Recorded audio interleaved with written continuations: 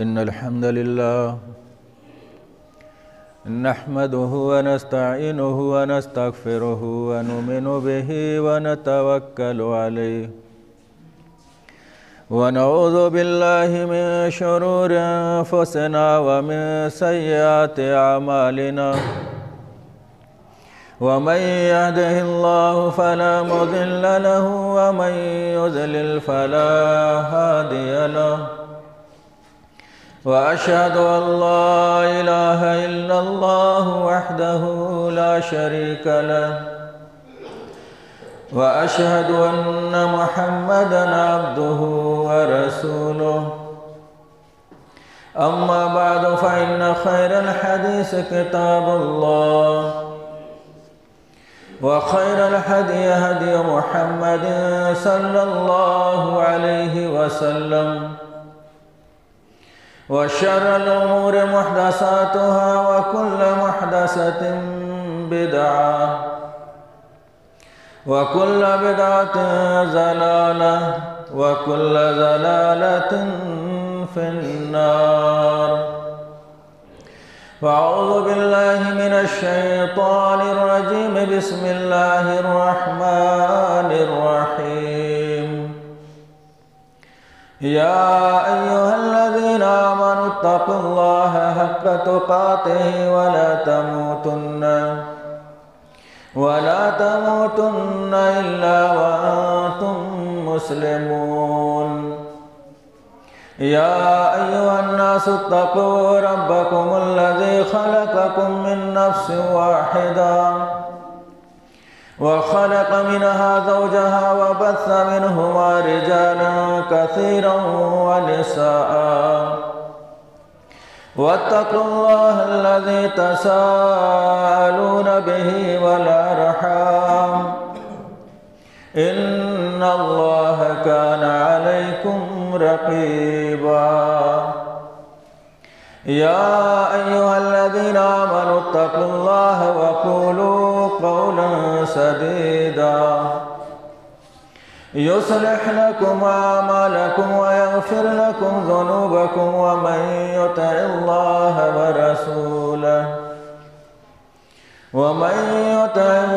ورسوله فقد فاز فوزا عظيما قال الله تبارك وتعالى في كلامه المجيد ودوا لو تدهن فيدهنون سبحانك لا علم لنا إلا ما علمتنا إنك أنت العليم الحكيم رب اشرح لي صدري ويسر لي أمري واحلل عقدة من لساني يفقهوا قولي رب زدني علما محترم حاضرین جمعہ، سب سے پہلے تعریف و توصیف، کبریائی اور بڑائی، افضلیت اور بزرگی اس اللہ رب العالمین کے لیے لائق و زیبا اور سزاوار ہے جو اس کائنات کا خالق و مالک، رازق اور پالنہار ہے۔ بعدہ بے شمار درود و سلام ہو اس ہستی اقدس و مقدس پر جن کا نام نامی اسم گرامی حضرت محمد مصطفیٰ صلی اللہ علیہ وسلم۔ برادران اسلام، سیرت نبویہ پر بحث کرتے ہوئے ہم اور آپ اس مقام پر پہنچ چکے ہیں جہاں پر اللہ کے نبی صلی اللہ علیہ وسلم نے اعلان نبوت کر دیا،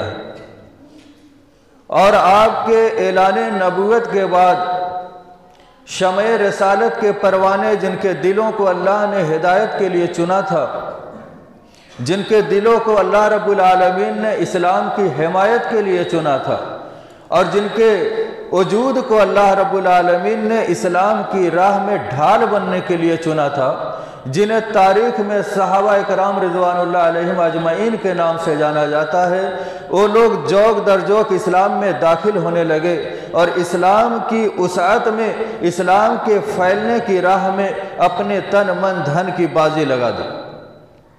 حضرات گرامی، کچھ واقعات آپ کے سامنے میں نے پچھلے جمعے کے اندر رکھے، جس میں سر فہرست آپ کا چچا ابو لہب۔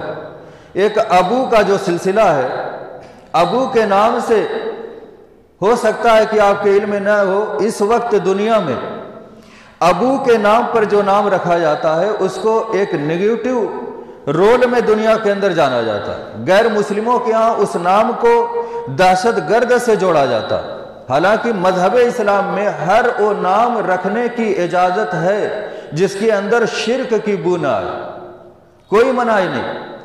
مگر ہم اور آپ جس ماحول میں جی رہے ہیں اور ملک کے جو حالات ہیں، ایسے حالات میں والدین کی ذمہ داریوں میں سے ایک ذمہ داری ہے کہ جب بچہ پیدا ہو تو اس کا نام بھی رکھا جائے۔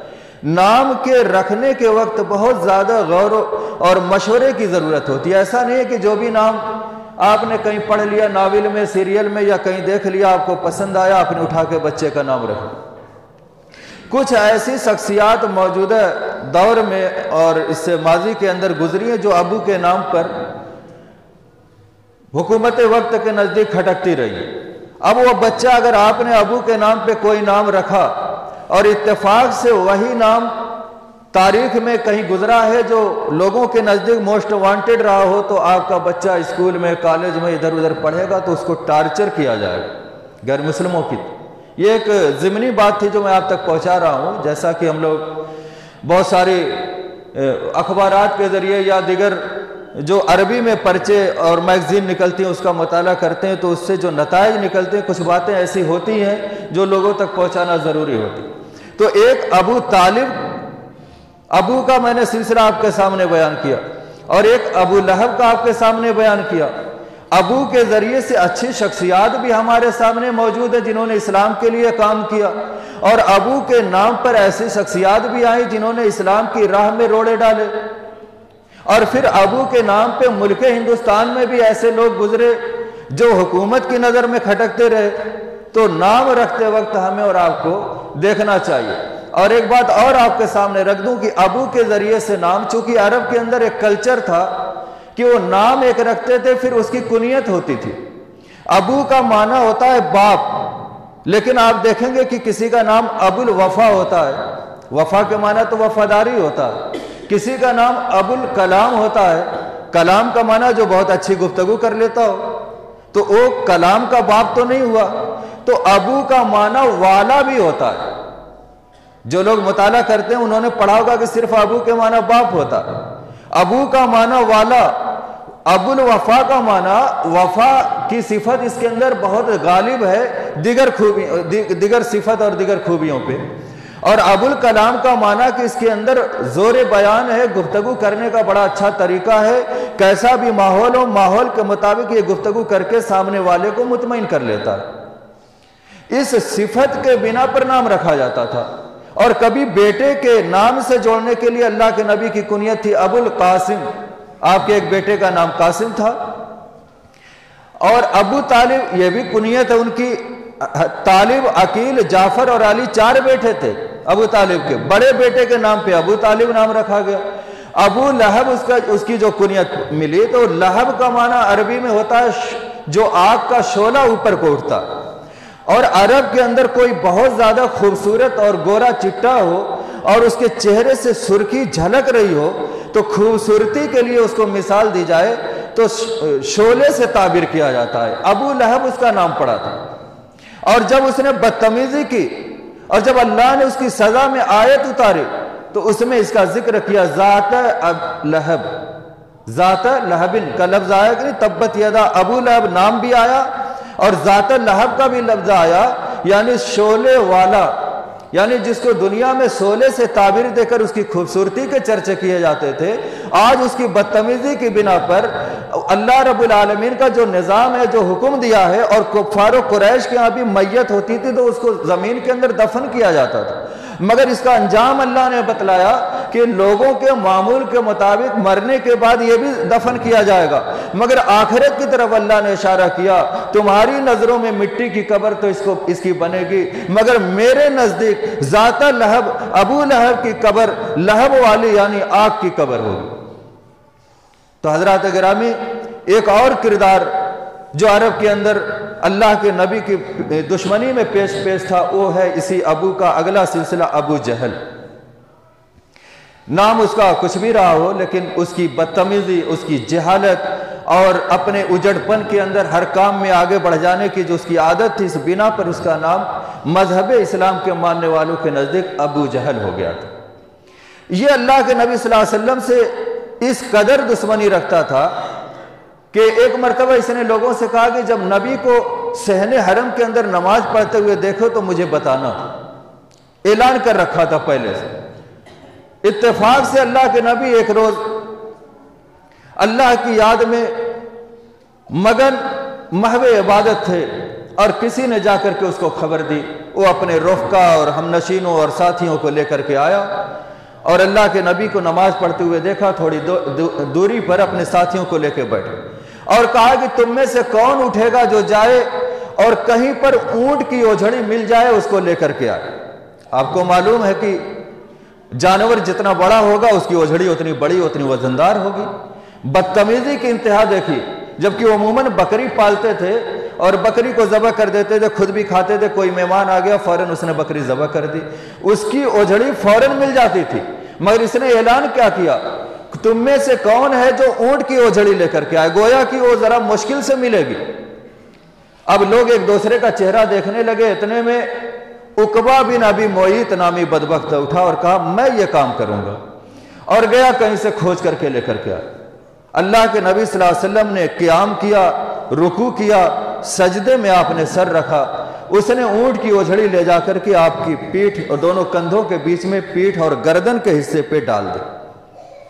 آپ غور کیجئے، سجدے میں انسان ہے اور بڑی سی اوجھڑی ڈال دی جائے تو پورا سر، گردن، آدھی پیٹھ اس میں ڈھک جائے۔ اب اللہ کے نبی مارے شرم کہ اپنا سر نہیں اٹھا رہے ہیں یا اس کی بوجھ اور اس کی تاب نہ لا کر کے اپنا، اور ان کا عالم مورخین نے لکھا ہے یہ منظر دیکھ کر کے کفار و مشرکین ابو جہل اور اس کے ساتھی ایک دوسرے پر ہنسی کے مارے ہنستے ہوئے لوٹ پوٹ ہو کر کے ایک دوسرے کے اوپر گر رہے ہیں اور تالیاں بجا رہے ہیں۔ اور اتنے میں کسی نے جا کر کے خبر دی حضرت فاطمہ زہرا رضی اللہ تعالی عنہا کو کہ اپنے والد کی خبر لو، دیکھو دشمنوں نے کیا کیا ہے۔ ابھی پردے کی آیت نازل نہیں ہوئی تھی، وہ بھاگی ہوئی آئیں اور روتے ہوئے اللہ کے نبی کی گردن اور پیٹھ سے بمشکل، بڑی مشکل سے اس اوجھڑی کو ہٹائی۔ اور روایت جس راوی سے عبداللہ ابن مسعود وہ بیان کرتے ہیں کہ میں بھی وہاں پہ تماشائیوں میں کھڑا تھا، میری جرأت نہیں ہوئی کہ میں آگے بڑھ کر کے اس کو ہٹا لوں، کہیں دشمنان اسلام اور یہ مشرکین مکہ مجھ پر ٹوٹ نہ پڑے، کیونکہ اس وقت نبی کی حمایت میں ایک لفظ بولنے پر لوگ ٹوٹ پڑتے تھے، اور کوئی کام حمایت میں آدمی کر دے تو اس کی جان پہ بناتی تھی۔ چنانچہ یہ پہلا واقعہ تھا جب عقبہ بن ابی معیط نے یہ بدتمیزی کی ابو جہل کے اشارے پہ، اور حضرت فاطمہ نے وہ اوجھڑی اٹھائی، اللہ کے نبی نے اپنا چہرہ اٹھایا، نماز کو مکمل کیا، ایک مرتبہ آسمان کی طرف چہرہ اٹھایا اور کہا اللہم علیک بقریش، اے اللہ تو قریش کے چنندہ انسانوں کو جو میرے در پہ آزار ہیں، اللہ ان کو پکڑ لے۔ اور پھر حدیثوں میں آتا ہے کہ 7 نام گنائے، اور اسی میں عقبہ بن ابی معیط کا بھی نام گنایا، اسی میں ابی جہل کا بھی نام گنایا، اسی میں ولید بن مغیرہ کا بھی نام گنایا، اسی میں امیہ بن خلف کا بھی نام شمار کیا، اور اسی میں ابی بن خلف جو امیہ بن خلف کا بھائی تھا، یہ 7 نام گنائے۔ اب عبداللہ بن مسعود راوی خود کہتے ہیں کہ بدر کی جنگ میں میں نے دیکھا جن لوگوں کے نام نبی نے گنائے تھے، یہ سارے لوگ بدر کے اندر جو مقتول ہوئے تھے کافروں کی طرف، وہ ایک گڈھا کھود کر کے ان کی لاش کو اس میں اللہ کے نبی نے پھینکنے کا حکم دیا تھا۔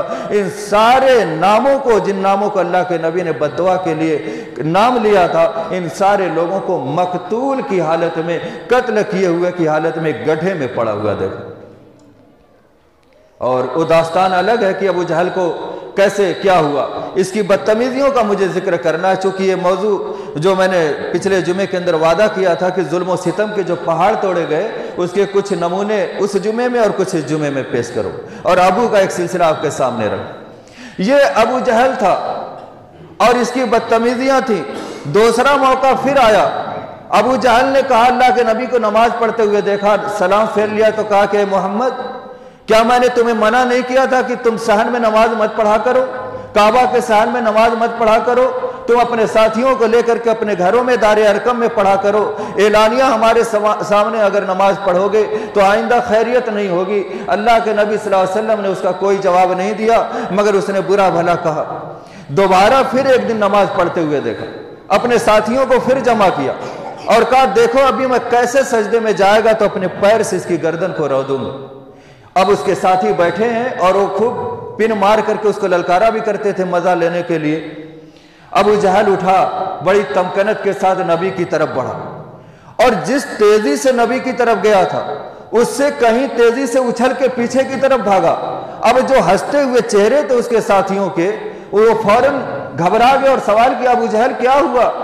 कहा कि मैं जब उसके नबी के मोहम्मद के जब मैं करीब हुआ तो मैंने आग की एक खंदक देखी, एक मेरे और मोहम्मद के बीच में एक खंदक थी जिसमें आग जल रही थी। फिर मैंने फरिश्तों के परों को मैंने देखा, वहां पर कुछ फरिश्तों को मैंने देखा और मेरे ऊपर ऐसी हैबत तारी हुई कि मैं वहां से पीछे बढ़ गया। अगर मैं उससे आगे बढ़ता तो फरिश्ते मेरी बोटी बोटी नोच लेते। उसके बाद अबू जहल के ऊपर कुछ हैबत बैठी। ये दो मनाजिर मैंने आपके सामने रखे। अब तीसरी मर्तबा अबू जहल ने नबी के मकान पर जाकर के नबी को गालियां देना शुरू कर दिया, बुरा भला कहना शुरू कर दिया। और एक रिवायत के मुताबिक और बाद सीरत की किताबों में मुताले के बाद ये भी बात लिखी हुई है कि उसने एक पत्थर भी नबी की तरफ फेंका और वो पत्थर नबी को लगा और खून भी बहने लगा। और कुरैश के कबीले में अब्दुल्ला इब्न जुदान एक नामी है, ये नाम पहले भी गुजर चुका इब्तिदा के अंदर जब मैंने ये सिलसिला शुरू किया था। ये नेक मुसलमान नहीं था, मगर इस्लाम की हिमायत में इसकी सोच रहती थी कि नबी को कोई तकलीफ न पहुंचे, ये मजहब फले फूले। अब्दुल्ला इब्न जुदान की एक नौकरानी, जिसे अरब की इस्तिलाह में लौडी कहा जाता है, वो ऊपर पहाड़ पे उसका घर था, कोहे सफा पे। वहां से उसने वो मंजर देखा। अब आपके चचा हते हमजा शिकार पे गए हुए थे और ताकतवर नौजवानों में उनका शुमार होता था, पहलवानों में उनका शुमार होता था, बहादुरों में उनका शुमार होता था। वो अपना तीर और कमान अपने कंधे पे लटकाए हुए जब शाम को वापस आए, वो लौडी पहाड़ से उतरी और कहा कि अय अमीर हमजा, आपके भतीजे को आज अबू जहल ने ऐसी ऐसी बातें कही हैं और इस तरीके से बुरा भला और गालियां दी हैं कि इससे पहले उसने ऐसा नहीं कहा था। और आपको मालूम है कि सफर से जब आदमी लौटता है थका हारा तो मूड थोड़ा ऑफ होता है और ऐसे में कोई बात सुन ले तो पारा फिर चढ़ जाता। अब वो आए थे और आपको मैंने बतला चुका हूं कि अरब के अंदर हमीयत इतनी होती थी अपने भतीजों और बेटे और रिश्तेदारों के ताल्लुक से कि अगर वो सुन ले कि उसको किसी ने कुछ कहा है तो फिर वो उनकी आंखों में खून उतर आता था। एक दूसरे के लिए मरना जीना उनका ये शिवा था। उन्होंने जब सुना कि मेरे भतीजे को अबू जहल ने आज फिर घर पे आकर के बुरा भला कहा है, वहीं से वापस मुड़े, न हाथ धुला, न मुंह धुला, न कुछ खाना पीना किया और जाकर के सहने हरम में आवाज लगाई कि ये कहाँ है अबू जहल जिसने मेरे भतीजे को बुरा भला कहा है। अबू जहल की चौधराहट वही साथियों को लेकर के सहने हरम में इत्तेफाक से बैठा हुआ था और हंसी मजाक का माहौल बना हुआ था। और बहुत मुमकिन है, सीरत निगारों ने वजाहत नहीं की है, बहुत मुमकिन है कि वो इसी बात का तस्करा कर रहा हो कि आज मैंने घर पे जाके ऐसा और ऐसा कहा। हज़रत अमीर हमजा पहुंचे और कमान कंधे से निकाली और उसी कमान से उसके सर पे मारा और उसका सर फोड़ दिया और खून जारी कर दिया और कहा तुमने मेरे भतीजे को इसलिए मारा कि वो एक नया दिन लेकर के आया है, तो सुन लो कि मैं भी उस दिन को कबूल करता हूं। ये बात करके आए और एक रिवायत आती है कि सिर्फ मार करके वापस चले आए और आकर के नबी से कहा कि भतीजे खुश हो जाओ, मैंने तुम्हारे दुश्मन को जिसने तुम्हें गाली दी है उसको जख्मी कर दिया है, उसका सर तोड़ दिया। अल्लाह के नबी सल्लल्लाहु अलैहि वसल्लम ने अपने चचा की तरफ नजर उठाई और कहा कि मुझे इससे कोई खुशी नहीं है कि आपने मेरा इंतकाम जाकर के ले लिया, उसने मेरा खून बहाया, आपने उसका खून बहा दिया। तो अमीर हमजा रज़ियल्लाहु अन्हु ने कहा कि भतीजे फिर तुम किस बात से खुश होगे? तो अल्लाह के नबी ने कहा अगर आप कलमा पढ़ ले तो मुझे खुशी हो। تو حضرت امیر حمزہ نے فوراً کلمہ پڑھ لیا۔ یہ دو روایات ہیں، ایک لوٹ کر کے آئے تب کلمہ پڑھا، اور ایک روایت یہ ہے کہ وہیں ابو جہل سے کہا کہ اس دین کو میں قبول کرتا ہوں۔ ہو سکتا ہے دونوں روایتوں کو ملا کر کے یہ کہا جائے اس کے سامنے صرف اعلان کیا کہ میں اس دین کو قبول کرتا ہوں، نبی کے پاس آ کر کے ذکر کیا تو پھر کلمہ لا الہ الا اللہ آپ نے پڑھا ہو۔ اس طریقے سے ایک دو ابو کا کردار پیش کیا جو مخالفت میں حد سے آگے بڑھے ہوئے تھے، اور ایک کردار میں نے پیش کیا جو آپ کی حمایت میں آئے، آپ کے چچا۔ اب دشمنان اسلام کا جو ظلم تھا وہ بڑھتا ہی جا رہا۔ اب کہیں گلی کوچے میں کسی مسلمان ہونے والے کو گھسیٹ رہے ہیں رسی میں باندھ کے، کہیں کسی کو چٹائی میں لپیٹ کے اس کی ناک میں دھواں دے رہے ہیں، کہیں اونٹ کی یا گائے کی یا کسی بھی جانور کی جن کے ہاں کھایا جاتا تھا اس کی کچی کھال میں لپیٹ کر کے دھوپ میں باندھ کر کے دن بھر چھوڑ دیتے تھے۔ عجیب عجیب سزائیں وہ نکالے ہوئے تھے۔ اب ایک موقع ایسا بھی آیا کہ اللہ کے نبی صلی اللہ علیہ وسلم نے جب دیکھا کہ ظلم حد سے بڑھنے لگا اور میں براہ راست ان کو روک نہیں پا رہا ہوں، تو ایک مرتبہ مسلمان ہونے والوں کی تعداد تو ایسی تھی کہ ان پر اسلام پیش کیا گیا، انہوں نے سمجھ میں آئی تو کلمہ پڑھ لیا۔ ایک مرتبہ اللہ کے نبی نے یہ محسوس کیا، اس وقت جو چمکتی ہوئی شخصیت تھی عرب کے اندر جن کا بول بالا تھا، ایک تو ابو جہل تھا، دوسرے حضرت عمر فاروق رضی اللہ تعالیٰ عنہ تھے۔ یہ خود بھی مسلمانوں میں سے جس کو سن لیتے تھے کہ یہ مسلمان ہو گیا خوب دھنائی کرتے تھے۔ اب لیکن ان کے مزاج میں ایک بات یہ بھی تھی کہ ہر بات کو یہ شک کی نگاہ سے دیکھتے تھے، ان کے دل میں کھٹکتی تھی اور اس کو صحیح اور غلط کے تناظر میں غور فکر کرتے تھے۔ اللہ کے نبی صلی اللہ علیہ وسلم نے ایک دن ہاتھ اٹھایا اور کہا اللہم اعز الاسلام والمسلمین بے ابی جہل او بے عمر بن الخطاب رضی اللہ تعالیٰ عنہ۔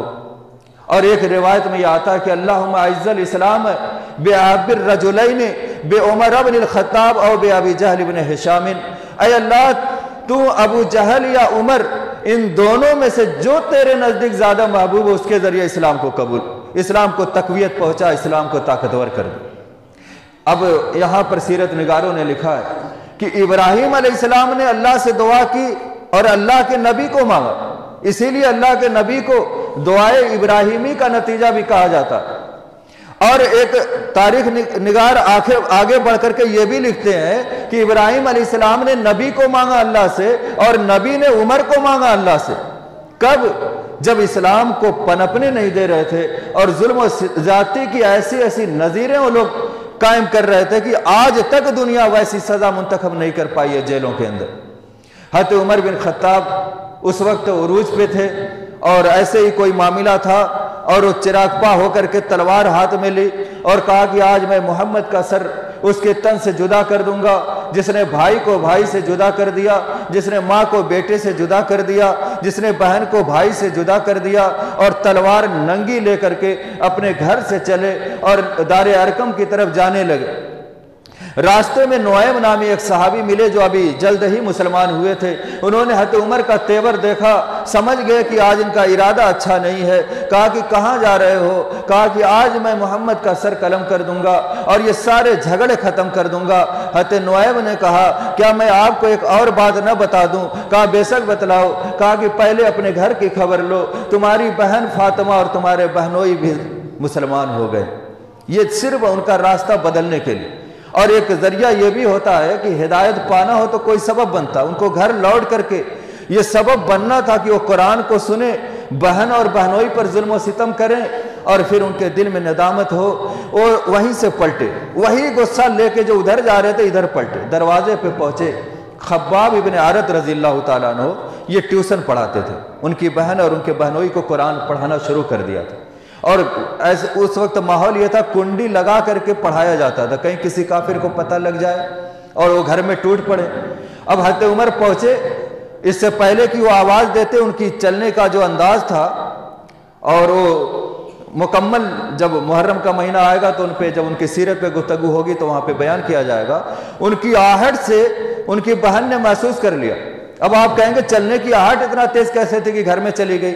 تو آپ کو معلوم ہونا چاہیے کہ جب دل میں ڈر ہو تو دماغ باہر ہی لگا ہو تاکہ کوئی آ کے سن نہ لے پڑھتے ہوئے، کافروں کو پتہ نہ چل جائے۔ اب حضرت خباب ابن عارت انہوں نے سوچا کہ اگر کنڈی کھولی اور انہوں نے جان لیا کہ میں قرآن پڑھا رہا ہوں تو پہلے تو میری خیر نہیں ہے، وہ جا کے اندر کہیں کمرے میں چھپنے کی جگہ تھی وہاں چھپ گئے، اور اب باہر آواز لگائی، ان کی بہن نے دروازہ کھولا، کہا کہ تم لوگ کیا پڑھ رہے تھے؟ اب وہ بہانہ کر رہی ہیں، کہا میں نے سن لیا ہے، اور یہ بات دونوں میں چلی، اتنے میں ان کے بہنوئی ان کے سامنے کھڑے ہوئے کہ ہم قرآن پڑھ رہے تھے، ہم مسلمان ہو گئے ہیں۔ حضرت عمر ان دونوں پر ٹوٹ پڑے اور ان کو زخمی کر دیا۔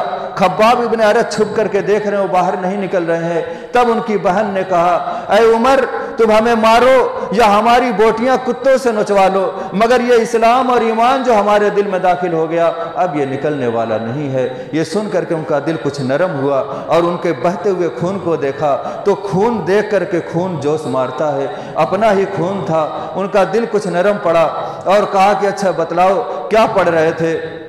تب خباب ابن ارت باہر نکلے اور وہاں پہ کچھ آیتیں پڑھ کر کے ان کو سنائی۔ کہا کہ میں بھی پڑھنا چاہتا ہوں۔ کہا پہلے آپ کو غسل کرنا پڑے گا۔ انہوں نے غسل کیا، پھر خود سورہ طٰہٰ کی آیات تلاوت کی اور ان کا دل ایمان سے منور ہو گیا۔ اس کے بعد وہاں سے اٹھے اور کہا چلو مجھے محمد صلی اللہ علیہ وسلم کے پاس لے چلو۔ خباب ابن ارت نے ان کو مبارکباد پیش کی اور پھر حضرت عمر وہی تلوار لے کر کے دار ارقم کی طرف چل پڑے۔ کسی نے دیکھا کہ حضرت عمر آ رہے ہیں، اندر شور مچ گیا کہ عمر ننگی تلوار لے کر کے آ رہے ہیں، کیونکہ ان کا انداز ہی ایسا ہوتا تھا جدھر جاتے تھے روب کے مارے صفحے کی صفحے گر جاتی تھی۔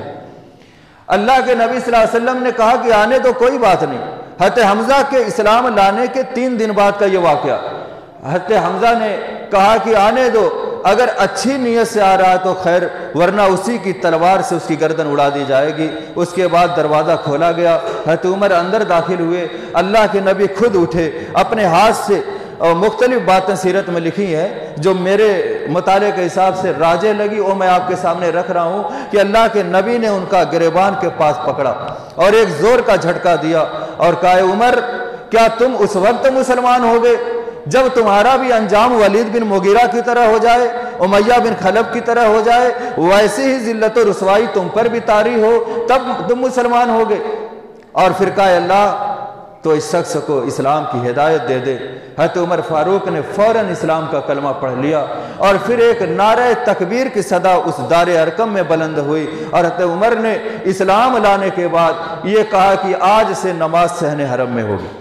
اس سے پہلے جرأت نہیں تھی کہ کوئی اعلانیہ طور پہ کہیں باہر اذان بھی دے دے، مگر آج حضرت عمر مسلمان ہوئے تو سب کو لے کر کے کعبہ کے صحن میں باجماعت نماز ادا کی، اور اللہ کے نبی کی دعا قبول ہوئی، اے اللہ تو عمر کے ذریعے سے اسلام کو طاقتور بنا دے۔